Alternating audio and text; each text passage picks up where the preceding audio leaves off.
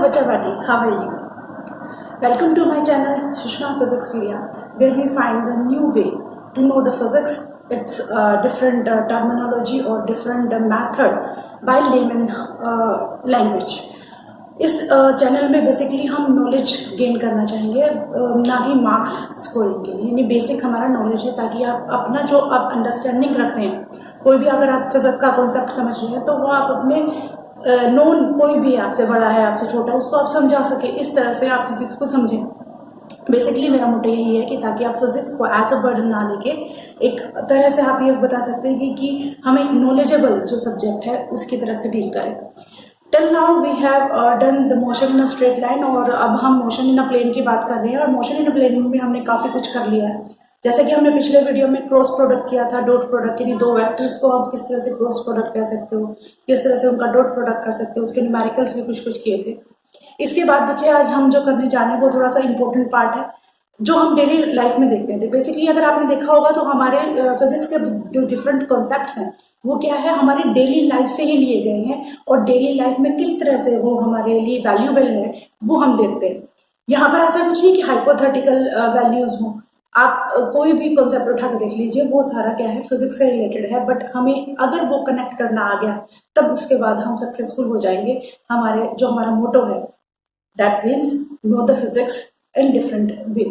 तो यहाँ पर हम आज जो हम शुरुआत करेंगे बच्चे वो करेंगे प्रोजेक्टाइल्स करने से पहले हमें कुछ टर्म्स करनी पड़ेगी, जैसे कि अगर इक्वेशन ऑफ मोशन हमें 2 डायमेंशन मोशन में लिखनी हो, राइट, क्योंकि हमने स्ट्रेट मोशन में लिखी थी, याद है, तो कैलकुलस मेथड से आपने उसको ड्राइव भी किया था, स्ट्रेट मेथड से आपने इसको ड्राइव किया था। तो हमारा इक्वेशन ऑफ मोशन हमने पढ़ा था, इक्वेशन ऑफ मोशन को 2D के अंदर कैसे लिख सकते हैं। तो पहले बेसिक हम यही सीखेंगे और उसके बाद द इम्पोर्टेंट पार्ट शुरू करेंगे, दैट इज प्रोजेक्टाइल, और उसके ऊपर न्यूमेरिकल भी इम्पोर्टेंट है, वो कॉम्पिटिशन एग्जाम से भी इम्पोर्टेंट है और आपके जो बोर्ड के हिसाब से भी या फिर आपके जो पर्टिकुलर स्टेट बोर्ड है उनके हिसाब से भी वो इम्पोर्टेंट है।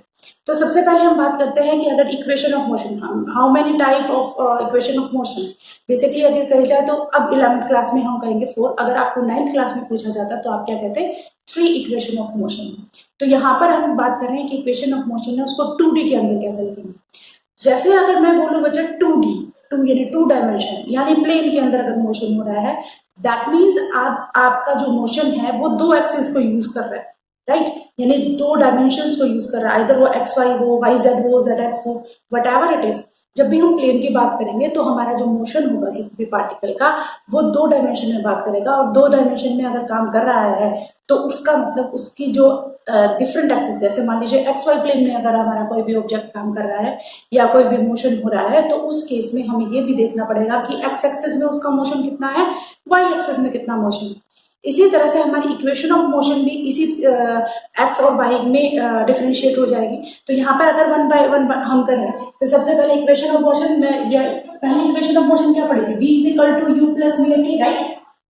अगर हम एक्स एक्सिस की बात कर रहे हैं, यानी अगर हमारा मोशन एक्स एक्सिस में और वाई एक्सिस दोनों में हो रहा है, तो पहले हम देख रहे हैं कि एक्स एक्सिस के अलोंग जो हमारा मोशन हो रहा है उसके लिए इक्वेशन ऑफ मोशन क्या होगी। तो बच्चे यहाँ पर हमारी इक्वेशन ऑफ मोशन क्या है, यहाँ पर आ जाएगा suffix x, you x, A x T, ये हो गया एक्स एक्सिस के लिए। यानी हम बेसिकली अब जो वेलोसिटी देख रहे हैं वो फाइनल वेलोसिटी एक्स एक्सिस में देखेंगे, इनिशियल वेलोसिटी एक्स एक्सिस में देखेंगे, और जो एक्सेलरेशन है वो भी एक्स एक्सिस में ही देखेंगे।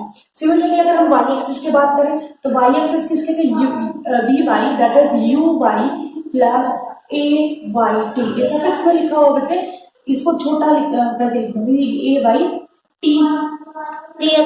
तो ये नहीं है, हमारे पास आपका एक पूरी तरह से कॉम्पैक्ट आपको एक इक्वेशन ऑफ मोशन मिलेगी जो कि प्लेन में काम करे।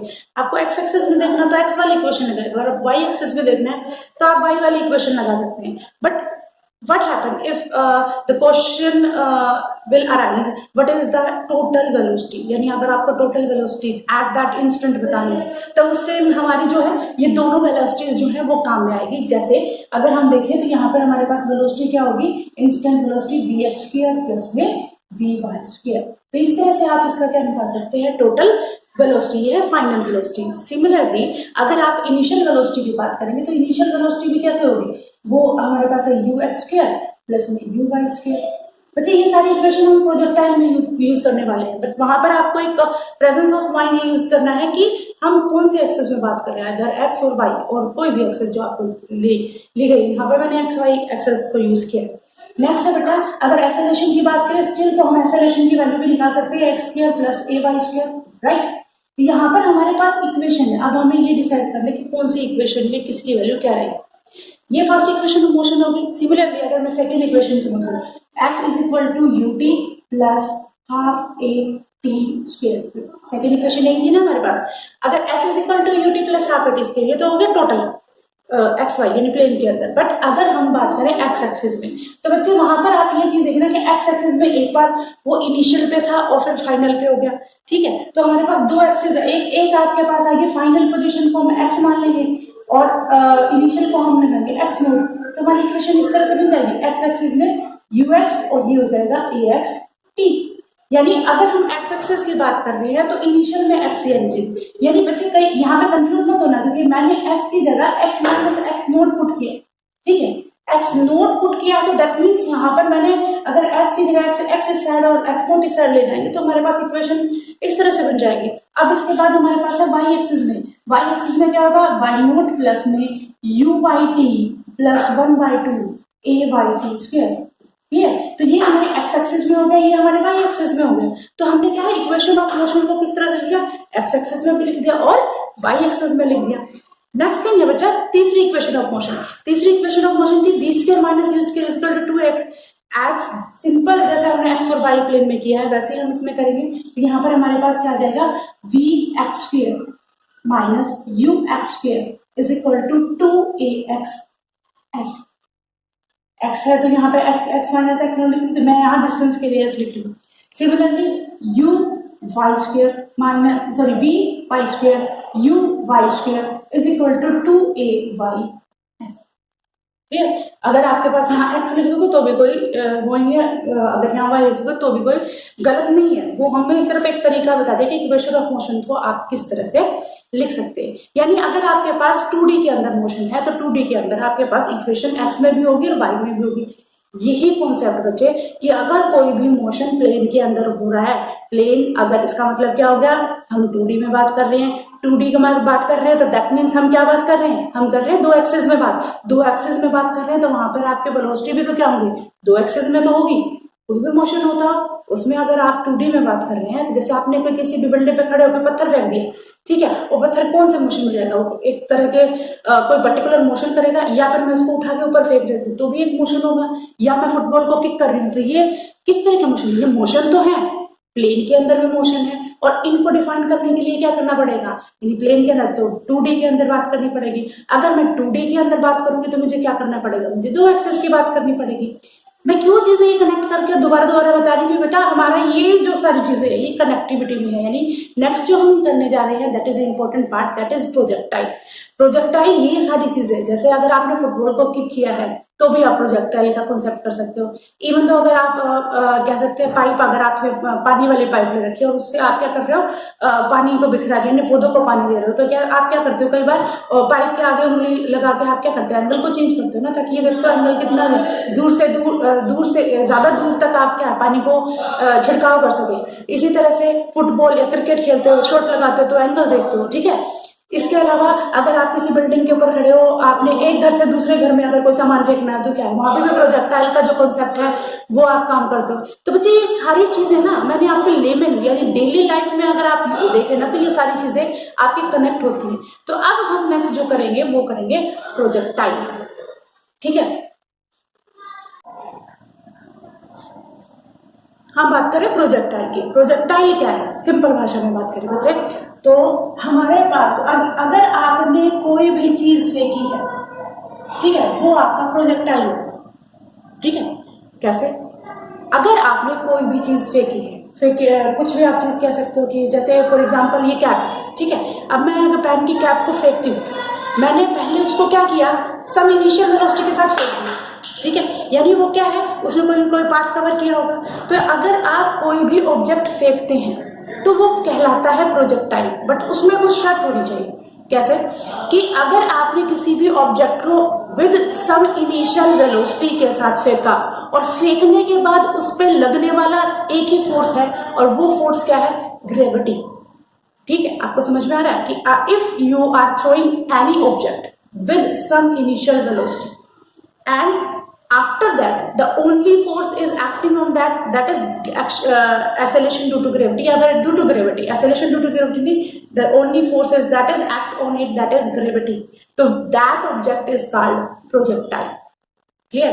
दोबारा से रिपीट कर रही हूँ कि अगर आप कोई भी ऑब्जेक्ट फेंकते हैं और फेंकने के बाद कुछ फेंकने के नहीं, अगर आप कोई ऑब्जेक्ट फेंकते हो कुछ इनिशियल वेलोसिटी के साथ, ठीक है, मान लीजिए यू वेलोसिटी के साथ आपने फेंक दी, आप किसी बिल्डिंग के ऊपर खड़े, आपने उसको वेलोसिटी, पहले तो आप क्या करते हैं? सीधा फेंकोगे ना, बट सीधा फेंकने के बाद वो कौन सा रास्ता अपनाता है वो भी हम बात करेंगे। तो पहले प्रोजेक्टाइल क्या है बच्चे? Projectile is an object which thrown with some initial velocity and after that the only force is acting on that is gravity। उसके ऊपर जो फोर्स लगने वाला है वो फोर्स क्या है? Gravity. I think you are getting my point. फिर भी मैं आपको, क्योंकि प्रोजेक्टाइल हमारे लिए थोड़ा सा नया है, डे टू डे लाइफ में हम डेली करते हैं, बट इसको टर्मिनोलॉजी वे से यानी इसको पढ़ने के वजह से हम फर्स्ट बार पढ़ रहे हैं, तो इसको थोड़ा सा ध्यान से पढ़िए कि अगर किसी भी ऑब्जेक्ट को बिल्कुल लिविंग देगा, अगर किसी भी ऑब्जेक्ट को, मान लीजिए कोई पत्थर है, फुटबॉल है, बैट बॉल से अगर बॉल को कर रहे हो, तो इफ ऑब्जेक्ट जो है किसी भी इनिशियल वेलोसिटी के साथ फेंका जाता है और फेंकने के बाद ये चीज इसमें जरूरी होनी चाहिए बेटा कि उसमें आपने इनिशियली जो है उसको क्या दिया है? इनिशियल वेलोसिटी दी है, that is u, initial velocity दी है। देन आफ्टर उसके पास कौन सा फोर्स लग रहा है? Then after only force acting on that is gravity, और उसके ऊपर जो फोर्स लग रहा है वो फोर्स कौन सा बच्चे? That is gravity. ये चीजें आप याद देखो, ये आपका क्या कहलाएगा? वो ऑब्जेक्ट क्या कहलाएगा? प्रोजेक्टाइल। और वो जो मोशन करेगा उसको क्या कहेंगे? Projectile motion. उस ऑब्जेक्ट ने जो मोशन किया है वो है प्रोजेक्टाइल मोशन। अब एक बात आती है बेटा ट्रेजेक्ट्री। ट्रेजेक्ट्री क्या है? उस ऑब्जेक्ट ने जो पाथ कवर किया है, जो आपने किसी इनिशियल वेलोसिटी के साथ फेंका था, उस ऑब्जेक्ट ने जो पाथ कवर किया है वो क्या कहलाएगा? उसका ट्रेजेक्ट्री। अब आपको ऐसा लग रहा है कि मैम सारी थ्योरी कर रही है, तो ये भी आपको क्रिस्टल क्लियर हो जाएगा बच्चे। प्रोजेक्टाइल वाला आप कह सकते हो कि ये वाला टॉपिक बेटा आपको एकदम, आप कह सकते हो क्रिस्टल क्लियर, इसमें आपको कोई भी डाउट नहीं रहेगा। Still if you have any doubt you can me ask me, ठीक है? तो यहाँ पर हम कह रहे हैं the path followed by projectile is called trajectory. उसने जो रास्ता अपनाया वो उसका क्या होगा? ट्रेजेक्ट्री। प्रोजेक्टाइल किसी वेलोसिटी के साथ फेंका under effect of gravity, that is projectile. अब इसके बाद इससे एग्जाम्पल क्या होंगे? एग्जाम्पल क्या है बच्चे? जैसे अगर किसी भी गन से बुलेट फायर हुई, ठीक है, तो वो भी एक प्रोजेक्शन का हो गया, ठीक है। अगर आप अभी कोई भी ऑब्जेक्ट आप किसी भी हाइट के ऊपर खड़े होकर फेंकते हो तो भी प्रोजेक्टाइल हो गया। आप इसी तरह से मैंने आपको बहुत बार, अगर फुटबॉल को किक करते हो, बैट बॉल से या बैट बॉल को हिट करते हो तो ये भी प्रोजेक्टाइल हो गया। अगर आप पाइप से पानी का छिड़काव करते हो तो भी वो प्रोजेक्शन तो हो गया। उसका जो आपने देखा होगा किस तरह से, किस एंगल, आप डिफरेंट एंगल से देखते हो ना मैक्सिमम डिस्टेंस से, तो वो भी प्रोजेक्शन हो गया। कोई भी ऑब्जेक्ट जो है अगर इनिशियल वेलोसिटी के साथ फेंका जाए तो वो, और उसके बाद उस पर लगने वाला सिर्फ एक ही फोर्स हो, उसको क्या कहते हैं? प्रोजेक्टाइल। अब बच्चे ये चीज मैंने बोल दी। अब अगर मैं पूछूं क्या रॉकेट प्रोजेक्टाइल है? कईयों के दिमाग में आएगा कि हाँ, हम वो एक पहले तो फोर्स के साथ फेंका जाता है और उसके बाद वो अपना पाथ कवर करता है। क्या एरोप्लेन प्रोजेक्टाइल है? तो बच्चे इन दोनों चीजों में प्रोजेक्टाइल क्या है? एरोप्लेन या फिर रॉकेट। अगर आपने कभी ध्यान से देखा हो, ध्यान से क्या हमने नोटिस किया है, तो दोनों चीज किस पे चलती है? That is fuel. तो हमने तो शर्त ये रखी है ना कि एक ही फोर्स लगना चाहिए, चाहे दैट इज ग्रेविटी, उसके अलावा तो उसके ऊपर कोई भी फोर्स नहीं लगना चाहिए, ठीक है। तो ना तो रॉकेट प्रोजेक्टाइल है ना ही एरोप्लेन प्रोजेक्टाइल है, both are not example of projectile. जैसे मैंने कहा कि बुलेट को गन से मैं फायर करती हूँ तो वो आपका प्रोजेक्टाइल है। अगर आप देखो बॉम्ब फायर किया जाता है तो वो भी प्रोजेक्टाइल हो गया किसी भी टाइम से, ठीक है। इसी तरह से बहुत सारे एग्जाम्पल जहाँ पे सिर्फ एक एग्जाम्पल जो है लगने वाला फोर्स जो है वो ग्रेविटी है। I think you are getting my point, क्योंकि मैंने बहुत सिंपल तरीके से आपको बता दिया कि आप इवन तो अगर आपके घर में कोई पूछे ना कि आप क्या पढ़ रहे हो प्रोजेक्टाइल, तो प्रोजेक्टाइल है क्या, तो आप आराम से बता सकते हो कि प्रोजेक्टाइल क्या है। इसके बाद बच्चे कि हमने प्रोजेक्टाइल, फिर उसके बाद उसने जो रास्ता कवर किया है वो है आपका ट्रेजेक्ट्री। इसमें बच्चे एक चीज हमें ध्यान रखनी है कि कुछ अजम्पशंस करनी है। जब भी हम कोई भी इक्वेशन करते हैं, जैसे अगर आपने केमिस्ट्री में आइडियल गैस पढ़ी होगी तो वहां पे सबसे पहले बताया गया कि कुछ अजम्पशंस के केस में हम आइडियल गैस पढ़ते हैं, ठीक है, यानी हमें कुछ रिस्ट्रिक्शन लगानी पड़ेगी तब जाके हम इसको प्रोजेक्टाइल को पढ़ सकते हैं। तो यहाँ पर हम क्या कर सकते हैं बच्चे कि हम अजम्पशन करेंगे। हमारे पास अजम्पशंस क्या है, अजम्पशंस क्या होती है बेटा कि अजम्पशंस का मतलब कि हम जब साइंटिस्ट कोई काम करते हैं तो पहले ये चीज बना के चलते हैं कि ये चीज होनी चाहिए, उसके बाद हम उसको स्टडी करते हैं फॉर द आइडियलिज्म। तो अजम्पशंस हम यहाँ हमारे सबसे पहली अजम्पशंस क्या है, there is no air resistance, यानी हम ये कंसीडर करके चलते हैं कि जब भी प्रोजेक्टाइल और एयर का कोई ऑब्जेक्ट फेंका जा रहा है तो वहां एयर का रेजिस्टेंस कुछ भी नहीं है। तो पहला आपका पास है नो एयर रेजिस्टेंस। मैं सिर्फ की वर्ड लिख रही हूँ, बाकी आपके नोट्स में प्रोवाइड है बच्चे। एयर रेजिस्टेंस यानी एयर का उस ऑब्जेक्ट के ऊपर कोई भी फर्क नहीं है, चाहे आप कितनी 100 किलोग्राम का ऑब्जेक्ट फेंके चाहे 1 किलोग्राम का ऑब्जेक्ट पड़े, तो उसके ऊपर लगने वाला वो फोर्स ग्रेविटी है, उसके अलावा उसके ऊपर कोई भी फोर्स नहीं लगता। तो पहली बात पहले आपको ध्यान में रखना है, there is no air resistance. Next thing क्या है बच्चे कि आपकी जो अर्थ का रोटेशन है, अर्थ का रोटेशन और उसके curvature and rotation and curvature, इसका कोई भी इफेक्ट नहीं है, नो इफेक्ट। अर्थ के कर्वेचर का प्रोजेक्टाइल के ऊपर कोई भी फर्क नहीं पड़ेगा, ना ही उसके रोटेशन का। अब इसका क्या है, बट आप इसको इस तरह से देख सकते हैं बेटा, अगर हम अर्थ हमारी तरह अर्थ ये है ना हमारी अर्थ का, तो अगर मैं यहाँ पे प्रोजेक्टाइल करूंगी, ठीक है, तो उसका एंगल कुछ होगा, यहाँ पे करूंगी तो कुछ और होगा। बट इसमें हमने ये मान के चला है कि हमारा जो अर्थ का रोटेशन है या फिर उसका कर्वेचर है, उसका प्रोजेक्टाइल के ऊपर कोई भी फर्क नहीं पड़ना चाहिए। दूसरी बात, तीसरी बात क्या बचे कि value of g that will be same. Value of g क्या है, that is essential to the gravity, जिसको नॉर्मली 9.8 मीटर पर सेकंड लिखते हैं, कई बार इसको 10 मीटर पर सेकंड भी लिख देते हैं। तो value of gravity that will be same. तो हमारी वैल्यू ऑफ ग्रेविटी है वो क्या होनी चाहिए, वो सेम होनी चाहिए। ये तीन चीजें आपको ध्यान में रखनी है बच्चे कि आपके पास फर्स्ट केस एयर का कोई रेजिस्टेंस नहीं है, सेकंड केस अर्थ के कर्वेचर और उसके रोटेशन का कोई फर्क नहीं पड़ेगा प्रोजेक्टाइल के ऊपर। थर्ड केस क्या है बच्चा, थर्ड हमारी अजम्पशंस क्या है कि हमारे जी की value that will be same, that is 9.8 metre पर सेकेंड। और आपने 9th क्लास में पढ़ा होगा कि इक्वेटर पे जाते हो तो जी की वैल्यू कुछ वैल्यू चेंज होती है और पोल पे जाते हो तो वैल्यू चेंज होती है। तो वहां पे भी यही कॉन्सेप्ट रखना कि अर्थ पे कहीं भी चले जाइए आपका ग्रेविटी जो है that will be same. Clear. इसके बाद देखिए बच्चे हम बात कर रहे हैं, अब हम इसके बाद करेंगे कि हमारे पास अजम्पशन होगी। अब हमारे पास है principle of physical independence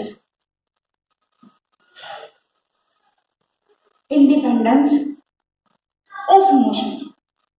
independence of motion ये क्या है, अब देखिए देखने में तो हमारे पास क्या है, बड़ा सा कॉन्सेप्ट लग रहा है ना कि हम इसमें क्या करें, हमारे पास है प्रिंसिपल, एक तरह का प्रिंसिपल क्या है, एक तरह का हम ये कह सकते हैं कि कोई भी चीज पढ़े तो ये चीज हमेशा एकदम एक्यूरेट रहेगी। तो principle of that is physical independence of motion. किसका मोशन, कहाँ किस चीज का मोशन कर रहे हैं, हम प्रोजेक्टाइल का मोशन कर रहे हैं। प्रोजेक्टाइल का मोशन किस तरह का मोशन है, 2D का मोशन है।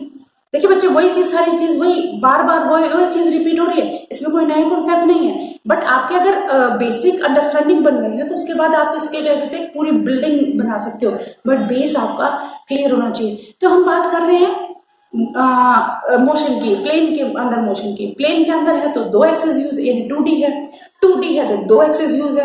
अगर 2 एक्सिस हैं तो दोनों एक्सिस की क्या है, मोशन भी 2 होंगे ना। तो अगर कोई भी मोशन हो रहा है प्लेन के अंदर तो वहां पर 2 तरह का मोशन होगा। एक मोशन क्या होगा, हॉरिजॉन्टल होगा, और एक मोशन क्या होगा, वर्टिकल होगा।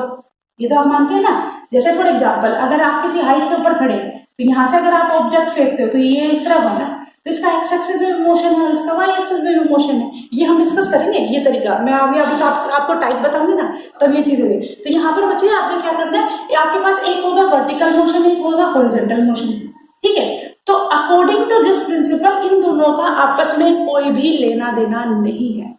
यानी अगर आपने मोशन दिया है, मैंने कहा कि अगर मैं किसी ऑब्जेक्ट को अंडर इफेक्ट ऑफ ग्रेविटी फेंक रही हूँ, अब मैंने फेंका उसको सीधा सीधा है तो एक्स एक्सिस क्या लो, मान लीजिए अगर ये एक्स एक्सिस है, ये आपके साइड है वाई एक्सिस, तो मैंने यहाँ फेंका है बच्चे, तो ये हमारे पास इनिशियल वेलोसिटी क्या है, वो हमें एक्स एक्सिस के अनुरूप फेंके ना। तो यहाँ पर जो हॉरिजॉन्टल में मोशन हो रहा है उसका वर्टिकल से कोई लेना देना नहीं है, और वर्टिकल का जो है उसका हॉरिजॉन्टल से कोई भी लेना देना नहीं। इसी प्रिंसिपल को कहते हैं principle of physical independence of motion, कि एक दूसरे से वो क्या है, दोनों मोशन एक दूसरे से इंडिपेंडेंट है। अब इसके बाद देखिए बच्चे कि हम अगर बात करें प्रोजेक्टाइल का, दो तरह का मोशन क्या है, एक हम कर रहे हैं इस डायरेक्शन में, कौन सा बच्चे, हॉरिजॉन्टल, और इस डायरेक्शन में हमारे पास क्या है, ये हमारे पास वर्टिकल, यानी जो मोशन हो रहा है वो क्या है, वर्टिकल डायरेक्शन में ना। ये चीज समझ में कि हमारे पास दो तरह का मोशन है, एक है हॉरिजॉन्टल और एक है वर्टिकल।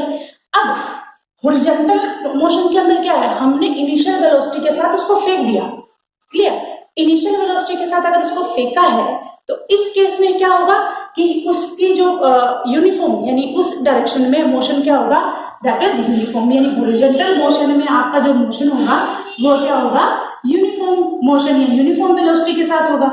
ठीक है, आप इसको कह सकते हैं ये रिमेन सेम।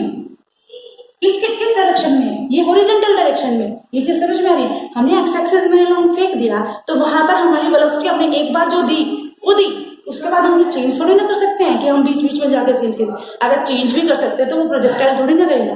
ठीक है, तो हमने क्या, हॉरिजॉन्टल डायरेक्शन में आपका जो है यूनिफॉर्म वेलोसिटी होगी, यूनिफॉर्म मोशन होगा, और वो क्या है, रिमेन सेम, वो क्या रहेगा, सेम रहेगा। But in case of vertical के केस में बच्चे, क्योंकि आप देख रहे हैं कि हर केस में हर टाइम इसकी वेलोसिटी क्या है, चेंज होती जा रही है, क्योंकि यहाँ पर एक्ट कौन कर रहा है, ग्रेविटी एक्ट कर रही है। ग्रेविटी एक्ट कर रही है तो वो अगर वेलोसिटी चेंज हो रही है, ठीक है, वेलोसिटी चेंज होगी तो यहाँ पर मोशन कैसा होगा, जब वेलोसिटी चेंज होती है तो मोशन होता है एक्सेलरेटेड मोशन। क्लियर, एक्सेलरेशन तभी तो आता है जब हमारे पास वेलोसिटी चेंज होती है, तो यहाँ पर हमारा जो मोशन होगा वो क्या होगा, एक्सेलरेटेड मोशन। ये दो चीज आप याद रख रहे हैं बेटा कि कौन से एक्सिस पे आपका यूनिफॉर्म मोशन रहता है, दैट इज एक्स एक्सिस यानी हॉरिजॉन्टल एक्सिस। अगर एक्स एक्सिस या हॉरिजॉन्टल बोलिएगा आपको बेटा, क्योंकि जरूरी नहीं क्वेश्चन में वाई और एक्स और वाई दे रखा हो, वाई जेड भी दे सकते हैं ना, तो वहां पर आपको ये देखना है कि एक एक्सिस में आपका motion that will be uniform, और वो है हॉरिजॉन्टल आपका।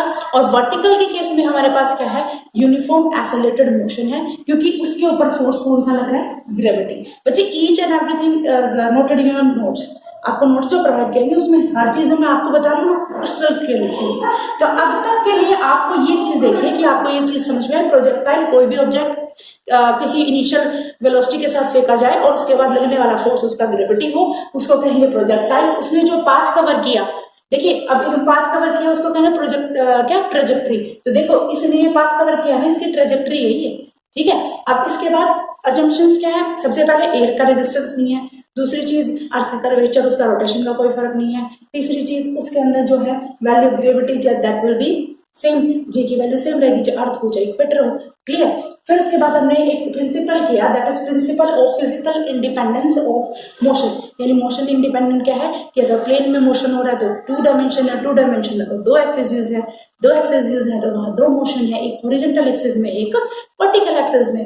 हॉरिजॉन्टल एक्सिस में हमने ये देखा कि यूनिफॉर्म वेलोसिटी, क्योंकि हमने जो फेंक दिया वो फेंक दिया, उसके बाद हम उसमें कोई चेंज नहीं कर सकते, तो वो क्या रहेगा, वो रहेगा सेम। ठीक है, और अगर हम वर्टिकल की बात करें तो उसके अंदर हमारे पास वेलोसिटी क्या रहेगी, एक्सेलरेटेड, क्योंकि वहां पर लगातार हाइट के साथ साथ हमारी ग्रेविटी की वैल्यू, ग्रेविटी उसके ऊपर लग रहा है ना, वेलोसिटी तो चेंज होगी उसकी, वो वेलोसिटी हमारी क्या होगी, एक्सेलरेटेड मोशन। उस वेलोसिटी की वजह से हमारा जो मोशन होगा वो होगा एक्सेलरेटेड मोशन। अब इसको एक बार ध्यान से देखिए, उसके बाद मैं आपको करवाऊंगी टाइप ऑफ प्रोजेक्टाइल, और उसका एक सबसे इंपॉर्टेंट जो टाइप है दैट इज हॉरिजॉन्टल प्रोजेक्शन। ठीक है, अब एक बार इसको ध्यान से देखिए। अब हम बात करेंगे बेटा टाइप ऑफ प्रोजेक्टाइल। जो आपके प्रोजेक्टाइल है वो कितने टाइप हो सकते हैं बच्चे, ये बेसिकली 3 टाइप के होते हैं, जिसमें से आपके 2 सिलेबस के अंदर है, दोनों ही इंपॉर्टेंट है। तो जैसे प्रोजेक्टाइल है, जैसे मैंने कहा किसी भी ऑब्जेक्ट को हम किसी इनिशियल वेलोसिटी के साथ फेंकते हैं, तो मान लीजिए आप पर्टिकुलर हाइट के ऊपर खड़े, ठीक है, आपने किसी पर्टिकुलर हाइट के ऊपर ऑब्जेक्ट यू वेलोसिटी के साथ, इनिशियल वेलोसिटी यू, ये आपकी एक्स एक्सिस होगी, ये आपकी वाई एक्सिस होगी, आपने किसी इनिशियल वेलोसिटी के साथ ऑब्जेक्ट को फेंका, मान लीजिए आपने तो पत्थर ही फेंका, तो ये हमारे पास वाई एक्सिस होगी। ठीक है। तो यहाँ पर यू वेलोसिटी के साथ क्या करेगा ऑब्जेक्ट, थोड़ी देर तो स्ट्रेट मोशन पे जाएगा, फिर उसके बाद क्या करेगा, वो हमारे इस मोशन में आएगा।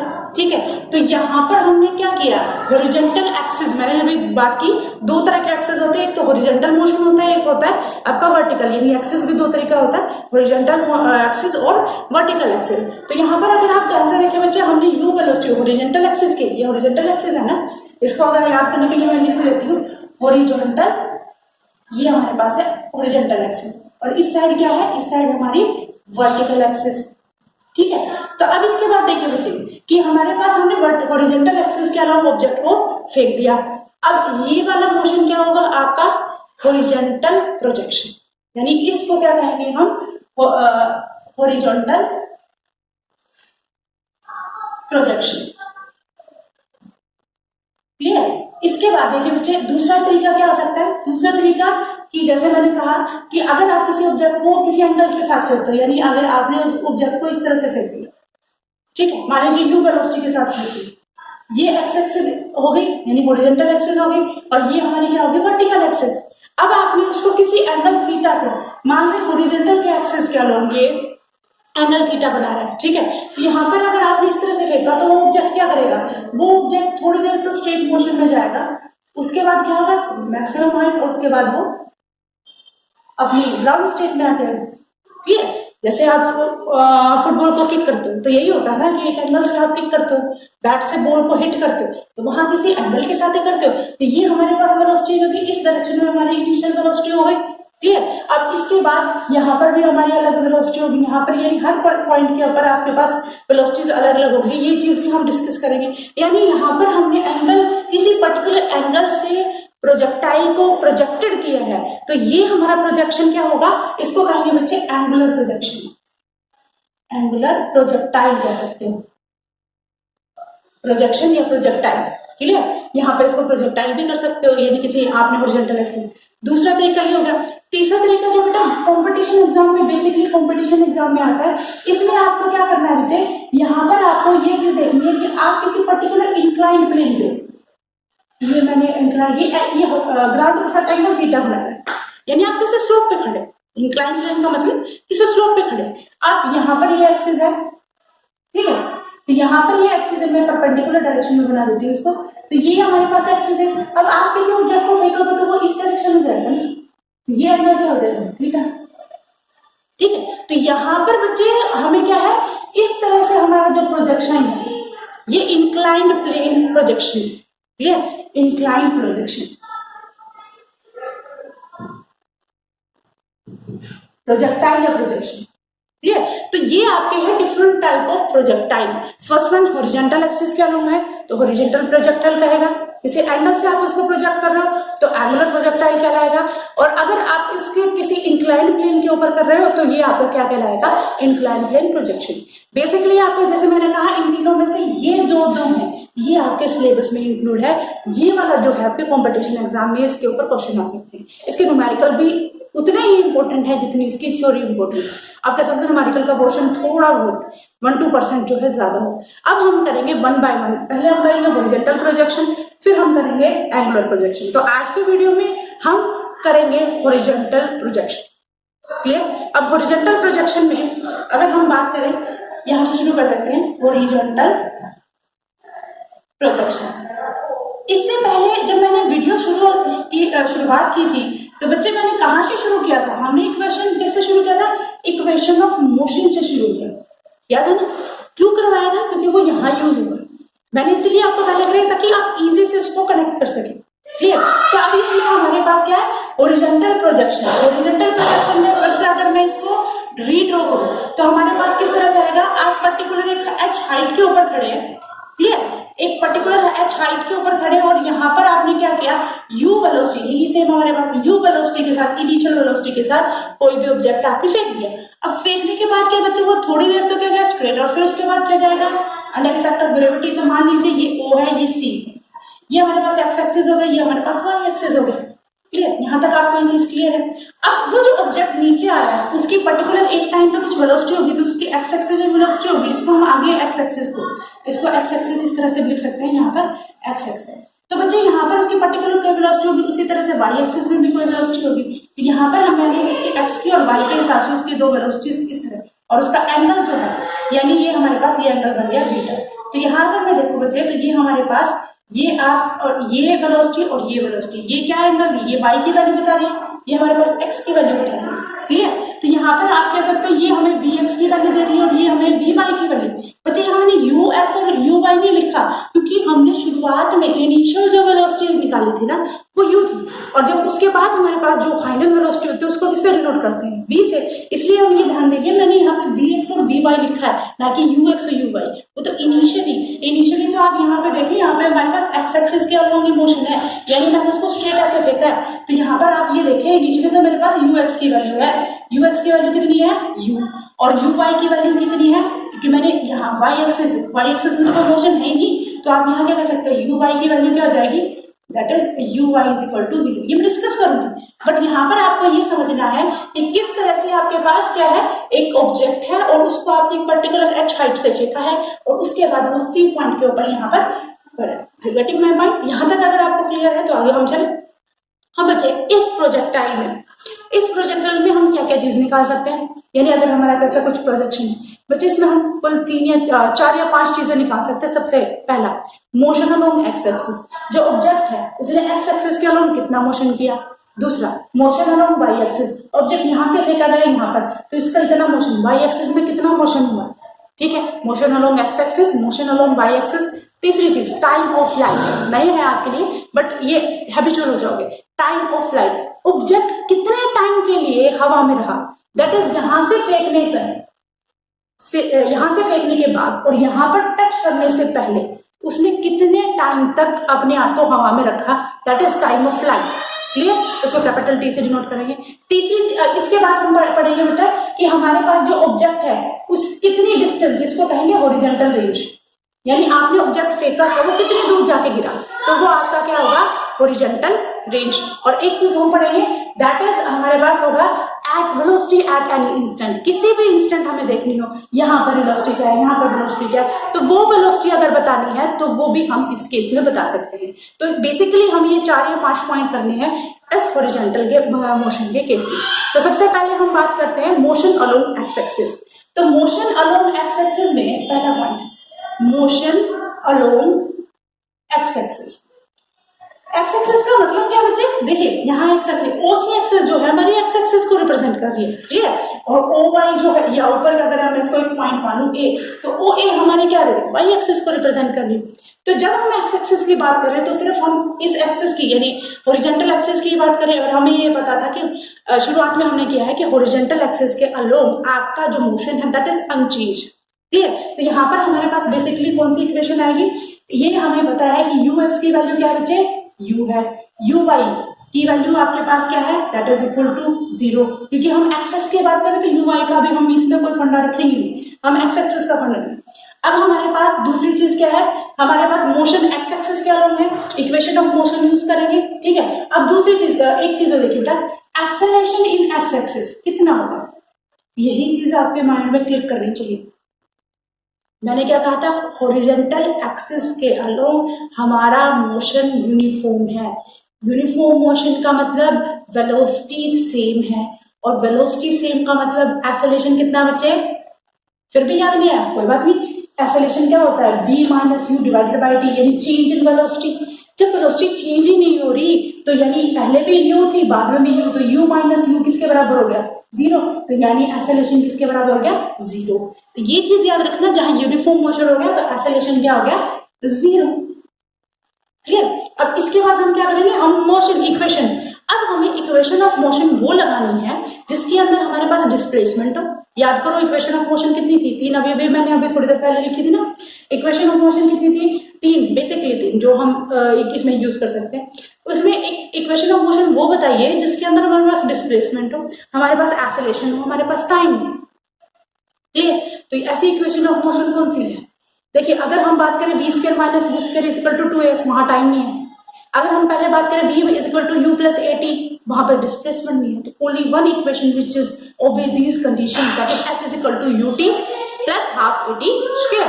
तो यहाँ पर बच्चे, तो अगर मैं इसको लिखूं s is equal to ut, x axis में है ना, तो x एक्सिस के लिए मैंने मोशन याद कीजिए, अभी भी हमने लिखा था एक्स नोट, तो यहाँ पर that is equal to u x t plus 1/2 a x t square, ये लिखा था बच्चे, है ना।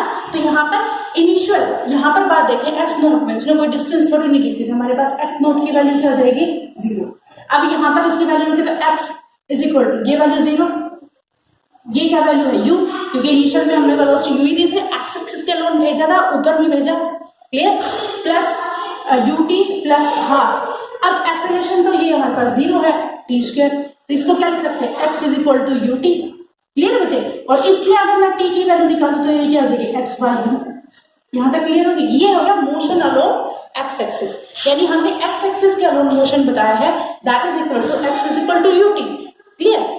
सिमिलरली अगर मोशन अलोंग वाई एक्सिस निकालना, मैं आपके साथ साइमल्टेनियसली यहीं पे करवा देती हूँ, motion along y axis, motion along y axis, इसमें क्या करेंगे बच्चे, मोशन अलोंग वाई एक्सिस में क्या क्या चीज हमारे दिमाग में होनी चाहिए। सबसे पहले क्या हमने शुरुआत में वेलोसिटी दी थी वाई एक्सिस में, यानी हम कह सकते हैं इनिशियल वेलोसिटी तो हमने यू एक्स ही दी थी, यू वाई तो दी ही नहीं, तो हमने सबसे पहले यू वाई की वैल्यू क्या हो जाएगी 0। दूसरी चीज, जब हमने उस ऑब्जेक्ट को फेंक दिया, फेंकने के बाद वो कैसा मोशन कर रहा है, इस तरह का मोशन कर रहा है, यानी वाई एक्सिस के अंदर कौन सा फोर्स लग रहा है, ग्रेविटी का फोर्स लग रहा है। तो इसका मतलब यहाँ पर हमारे पास, जैसे मैंने आपको शुरुआत में कहा था कि vertical motion is the accelerated motion, तो यहाँ पर हमारे पास ए बाई की वैल्यू क्या आएगी, हम यहाँ पर प्लस जी, हम ये मान के चल रहे हैं कि हमारा ऑब्जेक्ट का मोशन है ना, उसी डायरेक्शन में हम जी को पॉजिटिव लेके चलेंगे, तो ये हमारे पास ग्रेविटी लग रही है ना इस ऑब्जेक्ट के ऊपर, तो ग्रेविटी लग रही है तो हम उसको जी रख के चलेंगे, क्लियर। तो इक्वेशन ऑफ मोशन लगाने, जैसे हमने एक्स की दी थी उसी तरह से वाई की, y is equal to y naught plus में that is u y t plus 1/2 a y t square, ये ना, यही तो इक्वेशन लगेगी वाई एक्सिस के लिए। अब इसके बाद देखिए बच्चे वाई सेम, वाई नोट की वैल्यू क्या है, वाई नोट भी हमारे पास क्या है 0, वाई नोट क्योंकि इनिशियल में वाई नोट की कोई वैल्यू नहीं है, तो यहाँ पर हमारे पास वाई नोट 0 हो गया, यू वाई की वैल्यू भी 0 होगी, तो 0 प्लस 0 प्लस 1/2 एक्सेलरेशन की वैल्यू जी टी स्क्वायर, तो आप ये कह सकते हो y is equal to half g t square, clear. ये देखो motion along y axis, but t की वैल्यू अगर यहाँ पुट कर दें, तो टी की वैल्यू हमारे पास यहाँ पुट करेंगे तो 2g x by u whole square, और इसको हम लिख सकते हैं 1/2 जी ऊपर लिख देते हैं you square into x square, तो डिफरेंस होगा। मैंने क्या किया, ये एक्स स्क्वायर और ये सारी चीजें 1/2 जी यू, इनिशियल वेलोसिटी जो है हमने जो फेंकी थी वो भी सेम है, 2 को एक फैक्टर मीन से कांस्टेंट क्वांटिटी, ये भी कांस्टेंट है, जी की value that will also constant. क्या चीज वेरी हो सकती है भाई, यानी मैंने जो कांस्टेंट चीज थी उसको एक बॉक्स में रख लिया, बाकी तो बच्चे इसको हम लिख सकते हैं के, तो ये हमारे पास अगर के एक्स स्क्वायर, यानी ये सारी क्वांटिटी को हमने के, और तो ये हमारे पास इक्वेशन। तो बच्चे ये वाली जो इक्वेशन है ना y इज इक्वल टू के एक्स स्क्वायर, ये इक्वेशन है पैराबोला, इक्वेशन ऑफ पैराबोला, यानी जब भी आप किसी ऑब्जेक्ट को हॉरिजॉन्टल एक्सिस के अलोंग फेंकेंगे ना, तो वो एक पैराबोलिक पाथ कवर करेंगे। तो ये जो है सिमेट्री पर्पस से y एक्सिस पे कौन सा पाथ है, पैराबोलिक पाथ है। कई बार क्वेश्चन इस तरह से आ जाता है कि prove that a object is thrown with some initial velocity along the horizontal axis, prove that object is cover a parabolic path. तो आपको तब यहां तक करके बताना पड़ेगा बच्चे कि वहां y इज इक्वल टू के एक्स स्क्वायर, क्योंकि x के बिना तो y की वैल्यू नहीं आएगी ना, तो यहाँ पर आप इस तरह से बता सकते हो कि हमने x एक्सिस में हमारी जो वैल्यू है that is equal to y के एक्स स्क्वायर। थर्ड, अब इसके बाद आपके पास जो आएगा that is time of flight. मैंने कहा था कि टाइम ऑफ फ्लाइट आपके लिए कुछ नया है। टाइम ऑफ फ्लाइट क्या है बच्चे, इसको कैपिटल T से डिनोट करते हैं। टाइम ऑफ फ्लाइट वो टाइम है जितनी देर के लिए आपका ऑब्जेक्ट हवा में रहा।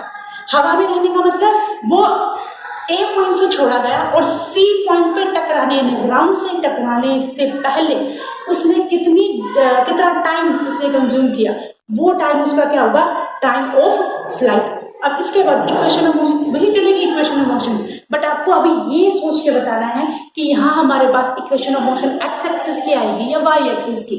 यहाँ सारा का सारा मोशन कहाँ हो रहा है, एक्सेलरेटेड मोशन हो रहा है। एक्सेलरेटेड मोशन है दैट मीन्स कौन से एक्सिस में हो रहा है, वो एक्सिस हो रही है बच्चे हमारी वाई एक्सिस में। तो वाई टॉपस है, यहाँ पर हम जो फोर्स लगाएंगे यानी हम इक्वेशन ऑफ मोशन लगाएंगे वो कौन सी लगाएंगे, वाई एक्सिस की। तो यहाँ पर अगर हम वाई एक्सिस की इक्वेशन ऑफ मोशन लगाएं तो ये क्या होगा, y is equal to y naught plus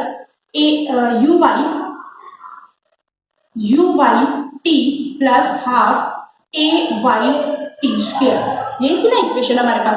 अब देखिए बच्चे, वाई एक्सिस में अगर हम बात करें हमारे पास क्या क्या चीज है, हम ये मान के चले कि एच हाइट के ऊपर, तो वाई की वैल्यू हो गई एच, क्लियर। इसके बाद हमारे पास यू वाई, इसके कोई तो वैल्यू है नहीं हमारे पास यू वाई की, तो यू वाई हमारे पास क्या है, 0, तो हमने यहाँ पे हम डिस्कस ही किया ये चीज। तीसरी चीज एक्सेलरेशन ड्यू टू ग्रेविटी क्या है हमारे पास, प्लस जी, और टी को हम क्या लिख सकते हैं, टी को लिख सकते हैं बच्चे हम कैपिटल टी, क्लियर।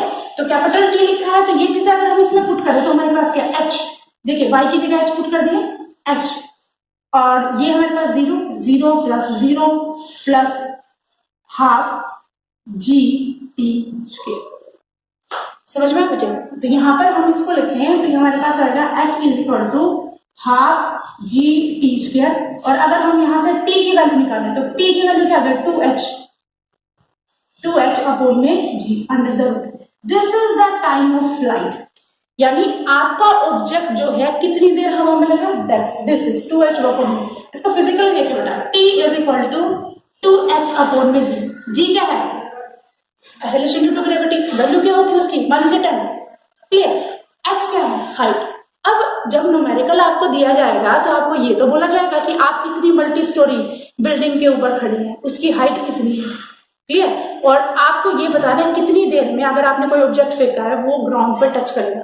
आप न्यूमेरिकल समझ रहे हैं, मैं ये कह रही हूँ कि अगर आपके पास ये बता रहा है कि आप कितनी ऊंचाई के ऊपर खड़े हैं, तो आप ये बता सकते हैं कि उस ऊंचाई के ऊपर खड़े होने के बाद अगर आप कोई ऑब्जेक्ट फेंक रहे हैं, अगर उसमें कोई एयर का रेजिस्टेंस नहीं है, जो अजम्पशन हमने लिखी है, तो अगर आप किसी ऑब्जेक्ट को फेंक रहे हैं तो वो कितने टाइम में ग्राउंड को टच करेगा विद हेल्प ऑफ क्या है, time of flight. Time of flight की हेल्प से आप इसको क्या कर सकते हो, इजी से काउंट कर सकते हो। देखिए बच्चे, हमने यहाँ तक क्या की उसकी motion along x axis, motion along y axis and time of flight. अब इसके बाद हमारे पास दो कॉन्सेप्ट रखते हैं, दैट इज एक है हमारे पास horizontal axis, sorry horizontal range, यानी ऑब्जेक्ट ने कितनी डिस्टेंस करी, that is horizontal range, and velocity at any time, clear. तो यहाँ पर अगर मैं सोचती हूँ कि आपको यहीं पे इस चीज को करवा देते हैं ताकि आपको इसमें कोई दिक्कत ना हो, तो यहाँ पर अगर आप इसको करेंगे तो हमारे पास कुछ इस तरह से आती है horizontal axis, horizontal range. Range क्या होता है बच्चे, जैसे कई बार आप मोबाइल फोन में करते हो ना कि इसकी रेंज नहीं आ रही, तो वो टावर से डिस्टेंस ही नोट करते होगे ना। कई कहते हैं कि हमारे यहाँ तो रेंज बहुत अच्छी आती है, और कई कहते हैं कि हमारी रेंज बहुत कम आती है। तो वहां पर आप क्या है, टावर से डिस्टेंस करते हैं ना बच्चे।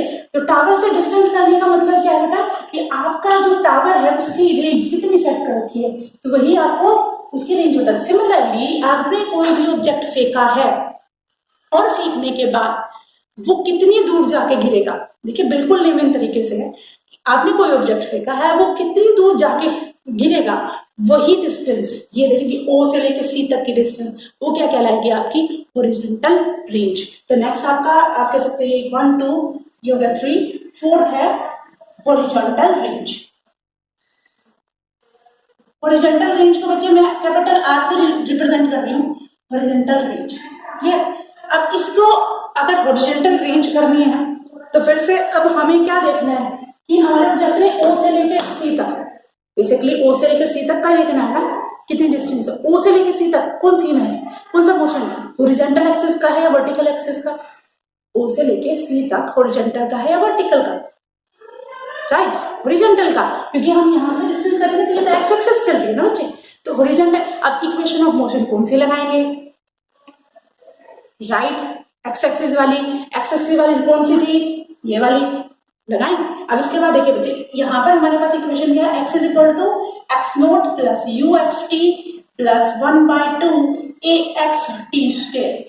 यहाँ पर हमें ये चीज देखनी है बच्चे कि हम यहाँ पर जो टाइम ऑफ फ्लाइट यूज कर रहे हैं ना, क्या चीज यूज करेंगे कि टाइम ऑफ फ्लाइट है जो हमने यहाँ पर यूज की ना, टी इज इक्वल टू, क्योंकि ये ऑब्जेक्ट ने यही तो कवर किया टाइम ऑफ फ्लाइट को, तो हम टी जो स्मॉल टी है उसको T that is 2h upon में जी पुट करेंगे, क्लियर। और चीज क्या पुट कर सकते हैं हमारे पास, हाँ x, इसको रेंज को r लिख दे, ये 0 हो गया। इनिशियल u के साथ आपने क्या किया था, उसको u वेलोसिटी के साथ फेंका था, टाइम हॉरिजॉन्टल का क्या है 2h/g प्लस 1/2। एक्सेलरेशन क्या होता है यूनिफॉर्म मोशन है, एक्सेलरेशन 0। बच्चे इसको बार बार करोगे तो ये चीज आपको ना टिप्स पे हो जानी है, क्योंकि फर्स्ट टाइम करते हैं तो बच्चों को कई बार ये समझ नहीं आता, क्योंकि मैम कहीं तो आप 0 पुट कर लेते हो कहीं, तो वहां कॉन्सेप्ट एक याद रखना, जहां यूनिफॉर्म मोशन है एक्सेलरेशन 0, और जहां यूनिफॉर्म मोशन नहीं है, यानी आप ये कह सकते हो यहाँ पे वेलोसिटी चेंज हो रही है, तो वहां पर आपके पास एक्सेलरेटेड मोशन होगा। तो यहाँ पर ये दिमाग में रखो, x axis horizontal axis acceleration 0, y axis vertical axis accelerated motion, that is acceleration due to gravity. ठीक है, अब यहाँ पर इसको पुट करेंगे तो ये हो जाएगा 0t²। तो बच्चे यहाँ पर अगर इसको करेंगे तो हमारे पास r की वैल्यू आएगी 2h/g। This is the horizontal range, यानी अगर आपके पास इनिशियल वेलोसिटी आपको पता है कि वो 20 मीटर पर सेकंड के हिसाब से फेंकता था, कितनी हाइट पे आप खड़े होकर फेंक रहे हो, जी की वैल्यू आपको पता है, तो आप ये बताओ वो कितनी दूर जाके गिरेगा। यानी with the help of simple knowledge of u and h you can find out the horizontal range of that projectile। ये बहुत यूजफुल चीज है। ठीक है, अगर आप इसको डेली लाइफ में करें, जैसे पानी वाला मैंने बताया था आपको, किसी पर्टिकुलर, वो तो एंगुलर प्रोजेक्शन में हो जाएगा जब मैं पानी वाला बता रही हूँ, अगर किसी पर्टिकुलर हाइट के ऊपर खड़े हो, आप बकेट से पानी डाल रहे हो, तो उस टाइम भी आप ये वाली चीज यूज कर सकते हैं। ठीक है, अब इसके बाद हमारे पास आता है, इसको मैं एक बार रब कर देती हूँ, इसके बाद बच्चे हमारे पास आता है that is velocity at an instant. Velocity at any instant, किसी भी टाइम मुझे वेलोसिटी अगर पता करनी है, जैसे मैंने यहाँ पे एक डायग्राम है, इस टाइम मुझे वेलोसिटी पता करनी है, तो कैसे कर सकते हैं बच्चे, तो v हमारे पास क्या है दैट इज, मैंने आपको बताया इसको करने से पहले कि हमारा जो वेलोसिटी है दैट इज मोशन जो है वो दो एक्सिस में काम कर रहा है, एक है एक्स एक्सिस में, क्लियर, और एक है वाई एक्सिस में। एक्स एक्सिस में हमने शुरुआत में कह दिया कि एक्स एक्सिस में तो हमने u वेलोसिटी के साथ फेंका था, क्लियर, तो हम ये कह सकते हैं कि हमारे पास दो वेलोसिटी है, क्या हॉरिजॉन्टल वाली, देखिए बेटा वही चीज बार बार आ रही है, हॉरिजॉन्टल एक्सिस वाली आ रही है ना, हॉरिजॉन्टल मोशन, हॉरिजॉन्टल मोशन है तो उसमें मोशन कैसा है u एक्स किसके बराबर बच्चे u, या आप इसको कह सकते हो उसकी वेलोसिटी जो है v एक्स जो है हमारे पास क्या है v x that is equal to u, clear. दूसरी चीज हमारे पास दूसरा है वर्टिकल मोशन, वर्टिकल मोशन है तो इसके अंदर हमारे पास मोशन किस तरह से है, इक्वेशन ऑफ मोशन है वाई एक्सिस की, vy is equal to uy plus ayt, clear. तो यहाँ पर हमारे पास ये बेटे ये भी हमारे पास उसी तरह से आया, v is equal to u plus at, ये वाला फॉर्मूला आपको कहीं डायरेक्ट लगता है u प्लस at, ये भी मैंने इसी तरह से x में vx और ux, एक्सेलरेशन तो उसमें 0 था, फिर हमारे पास क्या है vx की वैल्यू क्या आ गई u आ गई ना।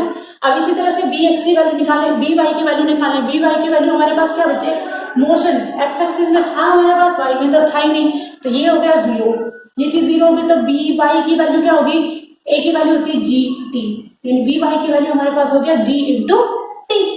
तो यहाँ पर अगर मैं टोटल वेलोसिटी की बात करूँ तो किस तरह से निकालें, जैसे हमने अभी शुरुआत में जब वीडियो की शुरुआत की थी तो हमने कुछ इस तरह से लिखा था मुझे, वो सारी चीज यूज हुई है यहाँ पे। तो यहाँ पर हमारे पास v x square plus v y square है, अब वी एक्स स्क्वायर की वैल्यू देखिए, वी एक्स की वैल्यू है यू के स्क्वायर के बराबर, और ये वी वाई की वैल्यू है g square t square. This is the velocity at any instant. आप किसी भी टाइम ये बता सकते हो कि इसकी वेलोसिटी क्या, बशर्ते आपको टाइम की वैल्यू पता हो और उसकी इनिशियल वेलोसिटी तो पता ही है, यानी किसी भी टाइम उसकी कितनी वेलोसिटी है तो आप इसको इस मेथड से बता सकते हैं, this is the initial velocity. अगर हाँ दूसरी चीज, ये तो हमारे पास वेलोसिटी होगी ना, अगर मैं इसके टेंजेंट ऑफ बीटा, ये एंगल है ना टेंजेंट, डायरेक्शन भी तो बतानी होती है, तो ये हमारे पास टेंजेंट ऑफ बीटा बच्चे, इसको अगर हम मिलाएंगे तो ये हमारे पास जो वैल्यू आएगी वो आएगी v y by v x, v y की वैल्यू था जी टी, वी एक्स की वैल्यू है यू। मैंने बिल्कुल बेसिक तरीके से बच्चे आपको एक एक चीज जो है सही आप कह सकते हो एकदम क्रिस्टल क्लियर करके बताई है। फिर जितना बच्चे इसको देखोगे ना, समझने की कोशिश करोगे, उतना ही आपको एक क्रिस्टल क्लियर होता चला जाएगा, उतने ही आपको कोई भी अगर फिर भी अगर आपको कोई दिक्कत है तो हम आपके लिए वहीं पे कभी भी कोई भी क्वेश्चन आप पूछ सकते हैं। तो बच्चे ये आज हमने जो है बेसिकली हॉरिजॉन्टल प्रोजेक्शन का किया है, इसके न्यूमेरिकल हम साथ में जब एंगुलर प्रोजेक्शन का करेंगे ना, जब हम उसको करेंगे, फिर भी अगर न्यूमेरिकल आप ट्राई कर रहे हो तो सिर्फ इसके जो मैंने बॉक्स में लिख रखा ना, that is this horizontal range का ये फॉर्मूला याद कर लेना। क्वेश्चन सिंपल, आपको यू की वैल्यू दे देंगे, आपको टाइम की वैल्यू दे देंगे, जैसे अगर हॉरिजॉन्टल रेंज है यू की वैल्यू दे देंगे, एच की वैल्यू दे देंगे, हॉरिजॉन्टल रेंज बहुत सिंपल तरीके से। फिर भी अगर कॉम्प्लिकेटेड हो गए तो हम ट्राई करेंगे न्यूमेरिकल की बेसिक एक अलग से वीडियो बनाएंगे जिसमें प्रोजेक्शन के हो और सर्कुलर मोशन के हो। तो आज हमने किया है इंपॉर्टेंट पार्ट, बच्चे इसको बहुत ध्यान से करना है, बहुत इंपॉर्टेंट है ये। हॉरिजॉन्टल प्रोजेक्शन के बारे में किया है, क्लियर। और इसमें हमने कुछ 5 इसके तरीके 5 कह सकते हो पार्ट्स निकाले हैं जिसके हेल्प से हम प्रोजेक्टाइल को पूरी तरह से कर सकते हैं। तो आज के लिए इतना ही। आप आपकी जो पढ़ाई है उसको ध्यान से कीजिए। आज के लिए थैंक यू।